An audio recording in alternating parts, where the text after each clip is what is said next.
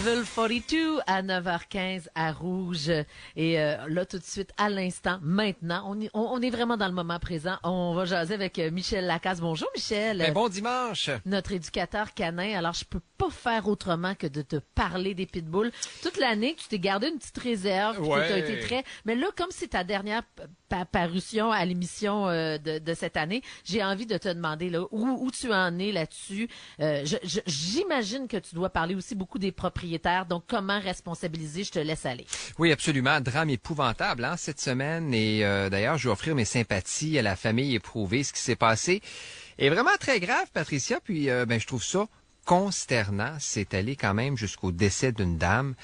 C'est pas juste une attaque, c'est vraiment très sérieux. Oui, je comprends, mais c'est-tu un drame qui aurait pu être évité, Michel? Oui, tout à fait. Le pitbull là, qui a mordu avait déjà mordu à deux reprises. Ouais. Donc, ça part très mal. Qu'est-ce que ce chien faisait seul, pas attaché, dans une cour très mal clôturée?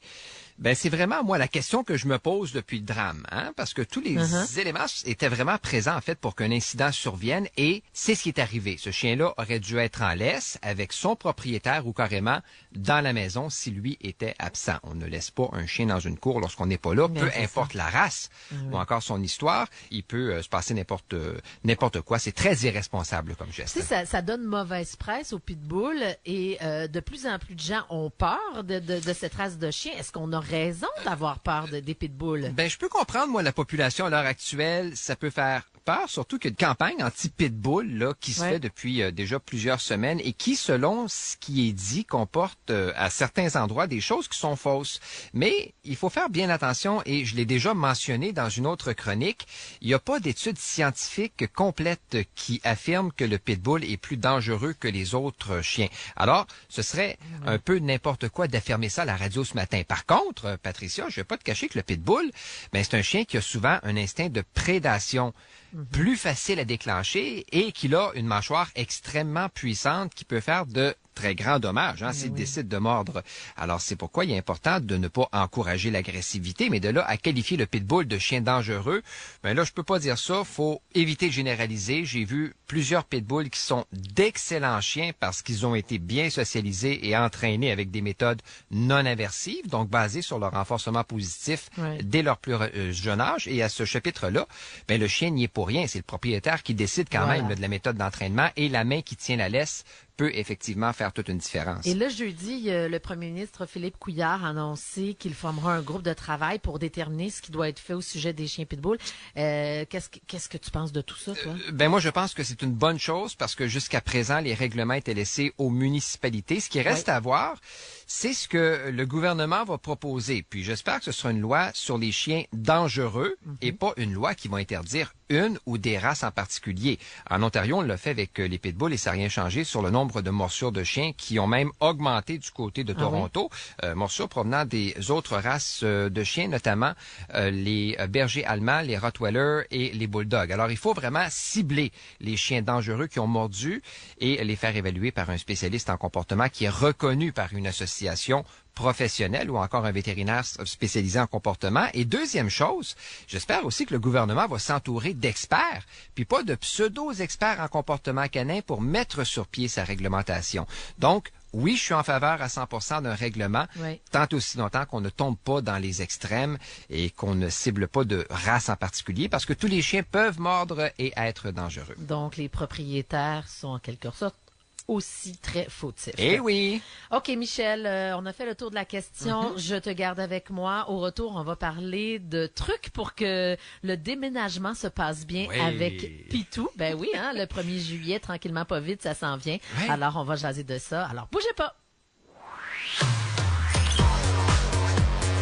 Bouge FM. On est fait pour s'entendre. Michel Lacasse, toujours là. Et cette fois, on va parler de petits trucs pour un déménagement zen pour son chien. Oui. Alors, guide-nous un petit peu là-dedans. Oui, sujet à côté duquel je pouvais vraiment pas passer parce que c'est, comme on le disait tantôt, bientôt le 1er juillet, puis qu'il y a des milliers de gens qui vont déménager. Et il faut se dire que si le déménagement, c'est stressant pour nous, ben ça peut l'être aussi pour nos chiens qui perdent leur repère quotidien, puis qui peuvent se retrouver comme ça, déstabilisés pour quelques jours. Évidemment, ça se replace, là, Patricia, mais il y a quand même des petites choses qu'on peut faire pour que nos chiens vivent plus facilement ce moment-là qui est parfois difficile. Tu sais, juste pas se perdre tout court, tu sais. Oui. Alors, la journée du déménagement, là, qu'est-ce que tu conseilles de faire avec notre chien? Fameux jour J, celui du déménagement, ben moi, je conseille toujours de faire garder son chien par un ami ou par un membre de la famille parce qu'il y a beaucoup de va-et-vient dans la maison, des portes qui s'ouvrent, des gens qui entrent, des camions qui arrivent. Bref, ça peut exciter l'animal.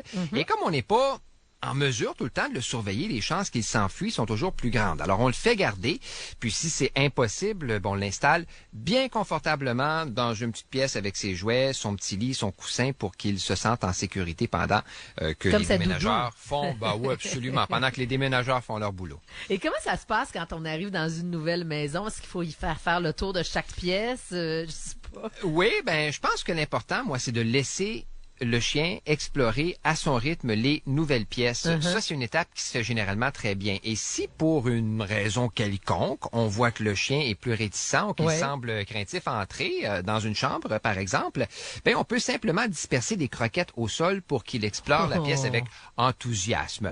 Autre petite chose, on montre à notre chien où il doit faire ses besoins pour pas se retrouver quand même avec des petits dégâts dans la maison.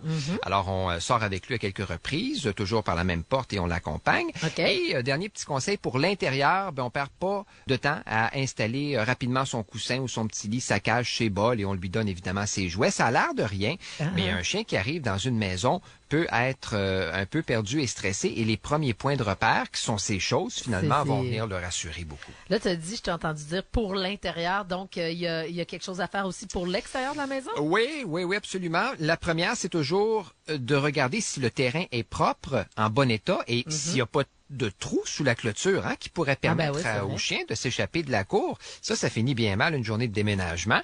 Il y a aussi de la première promenade dont je veux parler parce qu'elle est quand même très importante. Alors, on se réserve une bonne demi-heure. On va faire le tour du quartier en laissant toujours explorer et renifler son chien, puis en lui imposant le moins de contraintes possible. Et si on rencontre d'autres chiens, Patricia, on demande toujours aux propriétaires s'ils sont à l'aise avec les autres ou s'ils sont plus réservés, plus craintifs, agressifs. Tout est vraiment nouveau lorsqu'on déménage. Les voisins, mais aussi les chiens qu'on connaît pas. Alors, on prend le temps de bien s'informer. Puis quand on part de la maison, est-ce qu'il faut laisser de la petite musique, ouvrir la télévision? Oui. La petite musique comme celle de Rouge FM. C'est belle faute, c'est vrai. Ça adoucit les mœurs. Oui, absolument. Ça, c'est parfait. Puis ça va permettre de masquer les bruits inconnus du voisinage. Et je te dirais que c'est encore plus important de le faire si on déménage d'une maison à un condo ou dans un appartement, parce qu'évidemment, les chiens ne sont pas tous habitués à entendre dans le couloir les ascenseurs des bruits et pourraient évidemment se mettre à japper. Puis très, très rapidement, parce que, tu sais, des fois, les déménagements s'effectuent, puis je faisais des jokes tantôt, je disais le chien va se perdre. Si on trouve un chien, tu sais, comment on fait, là? Si on trouve un chien, première des choses à faire, évidemment, on regarde s'il a une médaille. Ça, c'est super important. C'est ce que j'aurais fait. Mais s'il n'y en a pas, qu'est-ce qu'on fait? Écoute, il y a toujours une micropuce aussi. Donc, il y a des chiens qui sont micro-pucés. Je sais pas si tu connais ça. Ben, je connais ça, sauf que je sais pas si c'est à ce point populaire. Donc, s'il n'y a pas de médaille puis qu'il n'est pas micro-pucé, qu'est-ce qu'on fait? Ah, ben là, à ce moment-là, je te dirais qu'on peut faire le tour du quartier avec avec le petit chien qu'on a trouvé. Et si on ne trouve toujours pas, là, on appelle évidemment les cliniques vétérinaires, les hôpitaux vétérinaires, on appelle les SPCA, les SPA.